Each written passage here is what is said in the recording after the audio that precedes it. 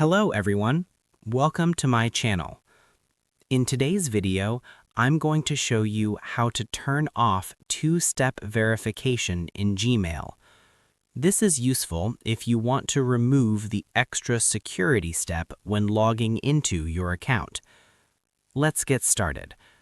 First, make sure you are already logged in to your Gmail account.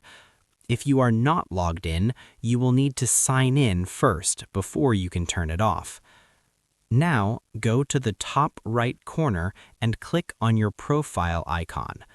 Then click on Manage your Google account.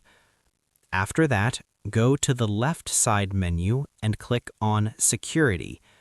Scroll down until you find the section called How you sign in to Google. Here, you will see two-step verification. Click on it.